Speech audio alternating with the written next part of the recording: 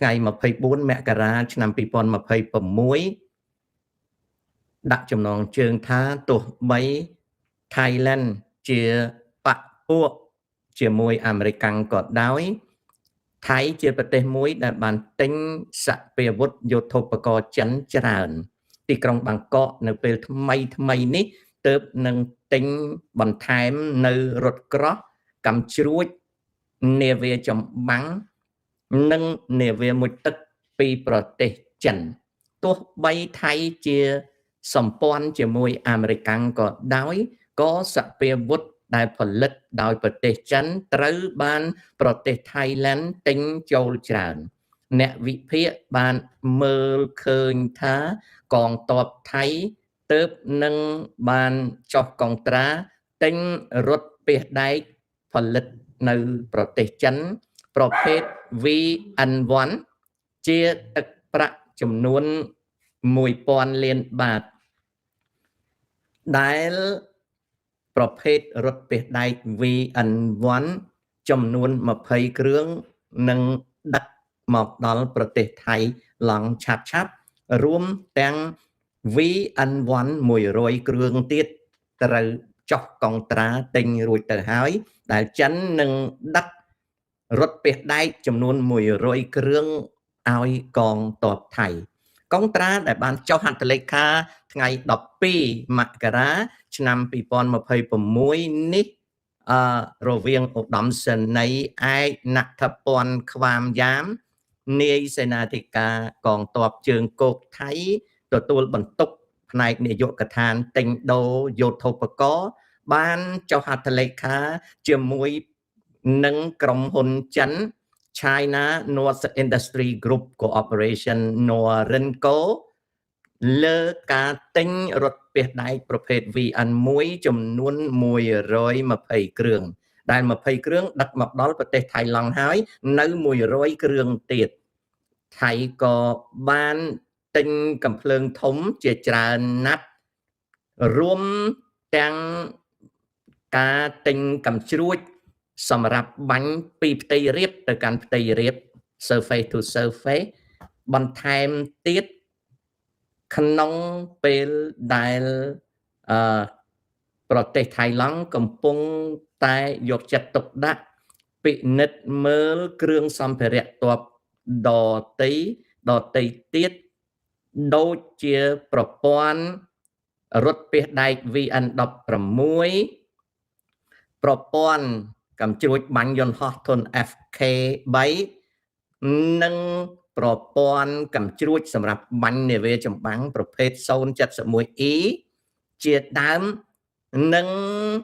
កំពុងតែចាប់អារម្មណ៍ទិញកាំភ្លើងវែងស្វ័យប្រវត្តិសម្រាប់ទាហានថៃប្រើប្រភេទ QBZ 191និងប្រភេទ QBZ 195T សម្រាប់កងទ័ពពិសេសរបស់ថៃការទិញដូរនេះកំពុងតែធ្វើឡើងហើយប្រទេសថៃមានផែនការចង់ឲ្យប្រទេសចិនដឹកអាវុធនិងយោធោបករណ៍ delivery ទៅឲ្យថៃឲ្យបានលឿនជាទីបំផុត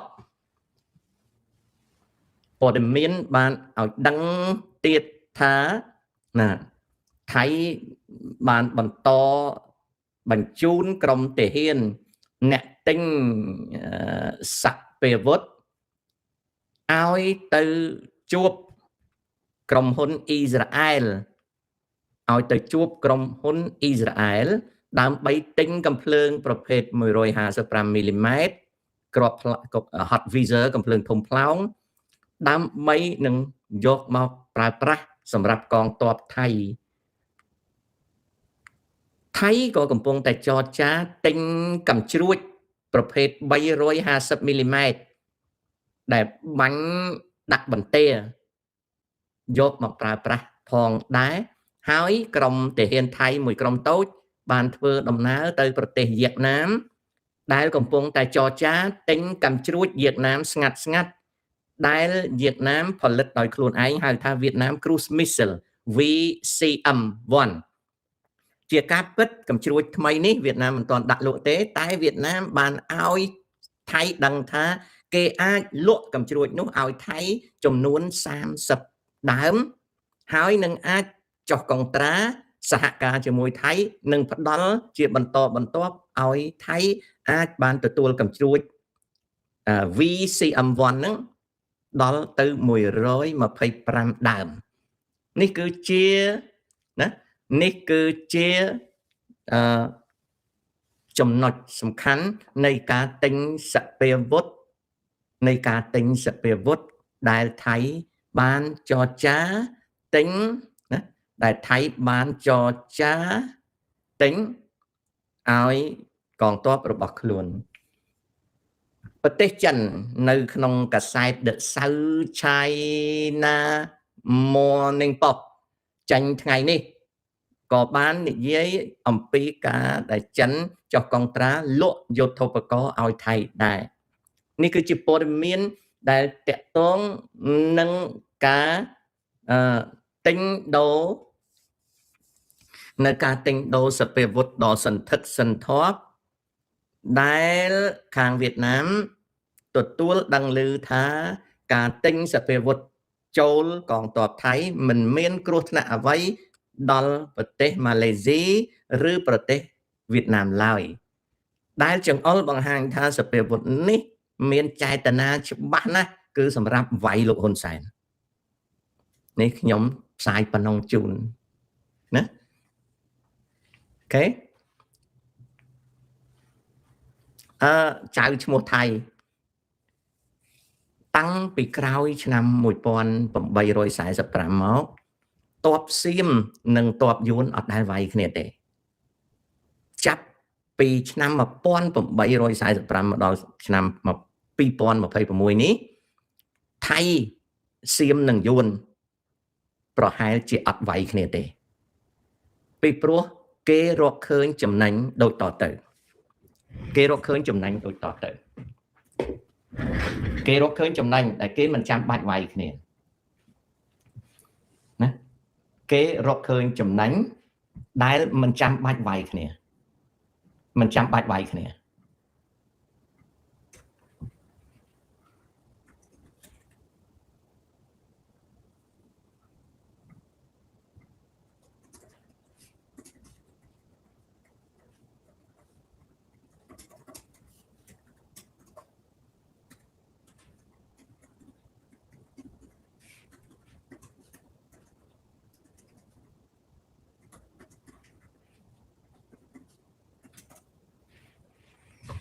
នៅពេលយួនកាន់កាប់កម្ពុជា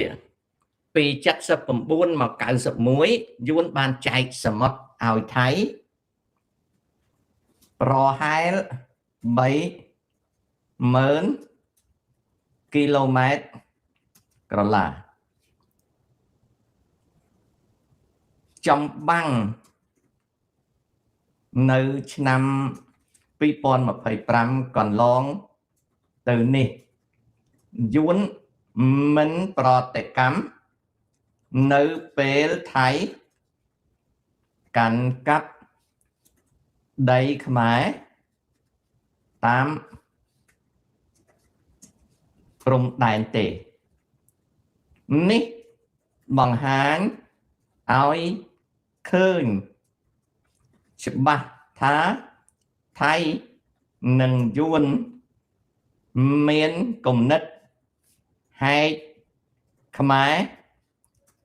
ចែកគ្នាដូច្នេះថៃនិងយួនមិនចាំបាច់ច្បាំងគ្នាទេនៅពេលយួនកាន់កាប់កម្ពុជាពី79មក91យួនបានចែកសមុទ្រខ្មែរឲ្យទៅថៃចែកសមុទ្រខ្មែរឲ្យទៅថៃប្រហែល30000គីឡូម៉ែត្រកាឡាចម្បាំងនៅឆ្នាំ25កន្លងទៅនេះយួនអត់ប្រតិកម្មនៅពេលថៃកាន់កាប់ដីខ្មែរតាមព្រំដែនទេនេះបង្ហាញឲ្យឃើញថាថៃនិងយួនមានគំនិតហែកប្រទេសខ្មែរចែកគ្នាគេអត់ចាំបាច់ច្បាំងគ្នាទេគេអត់ចាំបាច់ច្បាំងគ្នាទេណាគេអត់ចាំបាច់ច្បាំងគ្នាទេអូខេចៅអញ្ចឹងចៅឯងមិនបាច់ខំប្រឹងសួរទេ ចៅឯងការពារពងតចៅឯងកុំឲ្យពីរនាក់ហ្នឹងគេកាត់យកទៅបានហើយឈប់ចង់ដឹងអាណាវាយអាណាឈ្នះតែត្រូវប្រយ័ត្នអានៅក្នុងខោខ្លួនឯងគេកាត់បាត់ពីព្រោះគេមានរបៀបរកស៊ីជាមួយគ្នាហើយនៅពេលដែលណានៅពេលដែលចៅឯងទេដែលអង្គុយចាំគេហែកចែកគ្នាអញ្ចឹងណាអូខេណាអាហ្នឹងអញ្ចឹងណាអ៊ីម៉ុតរឿងវាយគ្នាគង់តកើតទៀតទេកុំភ័យកុំបារម្ភអីមិនបាច់សួរទេមិនបាច់សួរទេគង់តកើតទេណាច័ន្ទរិទ្ធងួនណានេវីអាមេរិកមកសំចតនៅប្រទេសកម្ពុជាជាមិត្តភាពពុទ្ធាឡុចខ្មែរទិញតនេលកាក៏ងាប់អស់ដែរសៀមនោះត្រឹមត្រូវហើយអូខេហ៊ុនសែនប្រុងខ្លួនឲ្យហើយទៅបាទប្រទេសខ្លាំងពីរគេមិនវាយគ្នាគេចែកប្រយោជន៍និងគេរកតំបន់ទ្រនាប់វិញត្រឹមត្រូវ 100% ណា1975តើបំណុលរដ្ឋជាបញ្ហារបស់រដ្ឋឬបញ្ហារបស់ប្រជាជនខាងមុខស្អីក៏ដោយដែលអ្នកដឹកនាំធ្វើវាចាញ់ផលមកលើប្រជាជនដែលរស់នៅក្នុងប្រទេសហ្នឹងបំណុលដែលរដ្ឋាភិបាលអាមេរិកជាពាក់វាជាបន្ទុករបស់ខ្ញុំរបស់កូនខ្ញុំរបស់ចៅខ្ញុំដែលជាពលរដ្ឋអាមេរិកអូខេចៅណាលីយិងឡាយយិងហ្គេមមិនស្រួលវាយទៀតលីប៊ុនថេងលោកតាផ្អើលថ្ងៃ28នេះថៃអាចវាយយើងរឿងផ្អើលខ្ញុំអត់ដឹងទេបើខ្ញុំមានព័ត៌មានខ្ញុំនឹងប្រាប់ចៅណាNixon 87 92មិនបាច់ឈឺចាប់ទេខំរៀនរឿងឈឺចាប់ងប់អីបើមិនខំរៀនមិនខំធ្វើការមិនខំកសាងខ្លួនមិនបាច់ឈឺចាប់ទេសូម្បីតែកូនខ្ញុំក៏ខ្ញុំនិយាយចឹងដែរមិនបាច់ឈឺចាប់ទេឈឺចាប់អត់បានការអីទេចៅបើចៅឯងមិនខំរៀនចៅឯងមិនខំគិតចៅឯងមិនខំរៀបចំខ្លួនចៅឯងឈឺចាប់បានការអីណាអត់ប្រយោជន៍ណាចៅធុចយ៉ាទីមូលហេតុគឺស្រេកឃ្លានអំណាចងាយយល់ណាកូនណាពេជ្រសិន3052អនាគតខ្លួនគឺចាប់ផ្ដើមចាការកសាងអនាគតណាកូនណាការកសាងអនាគតណារបៀបកសាងខ្លួនរៀនឲ្យបានច្រើនឲ្យបានចេះដឹងយកចំណេះទៅរកការងារធ្វើខិតខំធ្វើការងារសន្សំលុយយកលុយសន្សំកសាងគ្រួសារមានន័យថាប្រពន្ធប្តីឬកូនណាកុំលេងលបែងស៊ីសងឬវិនិយោគតាមគេបោកកុំចាយច្រើនតែខំប្រឹងរកអញ្ចឹងរបៀបកសាងខ្លួនគឺរៀនឲ្យបានច្រើនឲ្យបានចេះដឹងយកចំណេះដឹងទៅរកការងារធ្វើហើយខិតខំធ្វើការងារសន្សំលុយយកលុយសន្សំដើម្បីទិញផ្ទះសម្បែងនៅជាមួយក្រុមគ្រួសារកុំលេងលបែងស៊ីសងឬវិនិយោគតាមគេបោកកុំចាយច្រើនតែខំរកនឹងគឺជារបៀបកសាងអនាគតណានេះគឺជារបៀបកសាងអនាគតអូខេណាយូណាពេកសិនណាសំណុំរឿង003លេខធ្លោអត់បានការអត់ចាប់អារម្មណ៍ទេកូនណាលោកតារាល់ថ្ងៃសម្ដេចជានាយករដ្ឋមន្ត្រីអត់ចាប់អារម្មណ៍ទេកូនឯងបើមិនដឹងទេ កូនឯងមិនដឹងទេកូនឯងគួរណាស់តែដឹងហើយណាកូនណាមិនបាច់លើកមកនិយាយទេសភាពការតាមព្រំដែនដូចជាអត់អីទេឥឡូវនេះណាលីប៊ុនថេងចង់សួរថាអាចអត់ទេរឿងហ្នឹងអត់មានខ្ញុំគ្មានព័ត៌មានហើយខ្ញុំអត់ទាន់ជឿថាវាយ៉ាងម៉េចទេណា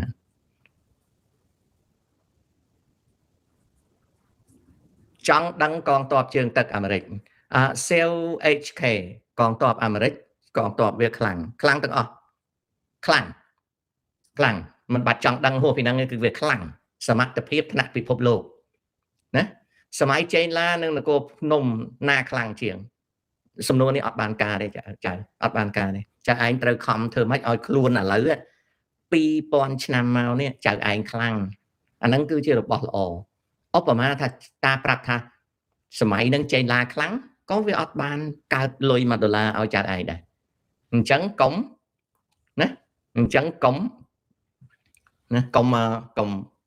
កុំខាតពេលណាចៅណាសំណួរអត់បានការដាកអាចបើសង្គ្រាមកើតឡើងមែនតើយើងដោយមិនដាច់ទៅផុតពីសេចក្តីស្លាប់យើងតាមដានព្រឹត្តិការណ៍យើងរត់ឲ្យលឿនយើងវិចខ្ចប់ចំណីអាហារការពារខ្លួនយើងរបៀបគឺធ្វើអញ្ចឹងតែបើយើងភ្លើយើងគិតពីលេងហ្គេមយើងអត់ប្រឹងរៀនយើងអត់ប្រឹងសន្សំលុយកាក់ទុកយើងអត់ស្ដាប់ព័ត៌មានជឿតាមគេបោកនៅក្នុង Facebook អាហ្នឹងយើងភ្លើយើងមិនស្លាប់ទេបានជិះចានណាពេកតាឥឡូវគេហៅជិះចានយើងគ្មានឡានជិះទេយើងជិះចានអូខេអាណិតតែហ៊ានខ្មែរ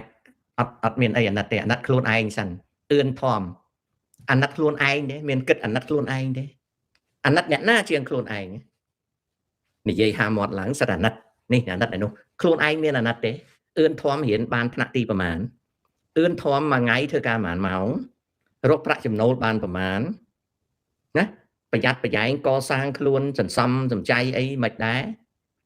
ខ្លួនឯងមិនគិតទេទៅដើរអាណិតគេអាណិតតមាត់ហ្នឹងបានក្បាលអាចអីបើអាណិតគេអញ្ចឹងណាគួរណាស់តែអាណិតខ្លួនឯងដែលកើតមកនៅក្រោមបាតជើងហ៊ុនសែននេះរៀនមិនចេះរំដោះខ្លួនមិនរួចនេះតែអាណិតឯណាណាឈប់ឆោតល្ងងទៅចាអូខេ Tell សុកសាននិយាយពីមូលធននិយមកើតឡើងរាល់ថ្ងៃពេលណាតានិយាយអំពីការខិតខំរៀនរកសន្សំវិនិយោគតានិយាយពីរឿងសេដ្ឋកិច្ចអាហ្នឹងហើយគឺមូលធននិយមពេជ្រសិនអូខេRX សៃអនុឡើងក្រុងរាជបានរំលោភនិងសម្លាប់ក្មេងស្រីនៅភ្នំបូកគោច្រើនអត់ទេរឿងហ្នឹងគេភូតទេរឿងដែលចៅឯងនិយាយហ្នឹងអត់ពិតទេគេភូតចៅឯងទេរឿងភូតកុហកទេសំនៀងសួស្ដីណាអូខេមួយថ្ងៃធ្វើការ16ម៉ោងល្អហើយខំប្រឹងសន្សំលុយណាកូនណាអូខេរឿងសំខាន់គឺរឿងកូនឯងហ្នឹងហើយណាលឹមកំលីពីមុនតែហ៊ានថៃឡើងមកប្រយុទ្ធតែឥឡូវវាបានពង្រឹងលេនឋាននៅទីតាំងទល់មុខយើងតែម្ដងដូច្នេះការប្រយុទ្ធលើកនេះមិនដូចលើកមុនទេគេតែងតែធ្វើឲ្យម៉េចឲ្យគេខ្លាំងចំណែកយើងគិតតែពីអួតអាហ្នឹងហើយជារឿងដែលយើងគួរណាស់ដឹងណាអមមុតសំណួរហ្នឹងអត់បានការកូនអត់បានការអត់មានប្រយោជន៍ចំពោះកូនឯងវាកន្លងផុតទៅហើយវាអត់មានបើសិនទេអូខេមន្ទីរពេទ្យខ្មែរគួរទុកចិត្តទេអត់លុយមានទៅពេទ្យខ្មែរណា kindness ខ្ញុំរៀនចប់វិស្វករតែធ្វើការប្រាក់ខែទាបហើយអត់មានថ្ងៃសៅរ៍អាទិត្យទៀតខំប្រឹងធ្វើសិនខំមាត់ធ្វើសិនហើយរកការងារណាដែលអាចក្រាន់បើជាងហ្នឹងយើងមិនអាចតូចចិត្តបានទេយើងត្រូវតែខំមាត់សង្កត់ចិត្តហើយខិតខំហើយស្វែងរកឱកាសជីវិតតែងតែលំបាកណាកូនណាដូចពីថ្ងៃទី7ខែមករានេះមកដល់ថ្ងៃ22ខែមករានេះតាលំបាកជាមួយនឹងយាយលំបាកធ្ងន់ណាហើយយប់នេះទៅដល់ថ្ងៃច័ន្ទការលំបាកមកដល់ចៅឃើញតាចៅអត់ដឹងថាតាលំបាកទេពីថ្ងៃទី7មករាមកដល់ថ្ងៃ22ខែមករាយាយធ្វើការ18ម៉ោងមួយថ្ងៃ 7ថ្ងៃមួយអាទិត្យប្រពន្ធតាណាហើយតាក៏ត្រូវខំតដេតដដើម្បីធ្វើកិច្ចការខាងតាទោះបីថាមិនលំបាកដោយប្រពន្ធតាតែតាក៏គ្មានបានដេកបានពួននៅពេលចៅឃើញshowតាចៅអត់ដឹងថាតាចំណាយពេលប៉ុណ្ណាទេតែតាប្រាប់ថាពីថ្ងៃទី7ដល់ថ្ងៃទី22ខែមករានេះតាធ្វើការខ្លាំងណាស់ក្នុងសម័យ COVID សូម្បីតែមកដេកផ្ទះមួយយប់ក៏មិនបានដេកផងអូខេការលំបាកនៃជីវិតតែងតែមានណា kindness អញ្ចឹងយើងខិតខំទៅពេលស្រួលមកដល់យើងបានសល់លុយលោកតាខ្ញុំធ្លាប់ឮថាបើសិនជាប្រទេសមួយចង់បានមេដឹកនាំខ្លាំងដំបូងប្រើមនុស្សចិត្តវិទ្យាអត់ទេអ្វីដែលចៅនិយាយហ្នឹងជារឿងគេភូតកុហកចៅទេមិនអញ្ចឹងទេមេដឹកនាំល្អដោយសារយើងជាពលរដ្ឋហ្នឹងចេះដឹងបើយើងជាពលរដ្ឋហ្នឹងល្ងងខ្លៅយើងមិនអាចមានមេដឹកនាំល្អទេដូចនៅស្រុកអាមេរិកពេលជ្រើសរើសប្រធានាធិបតីអត់ល្អដោយសារតែអ្នកចេះដឹងហ្នឹងបោះឆ្នោតមិនឈ្នះអ្នកល្ងងបាទបានទេអាហ្នឹងអញ្ចឹង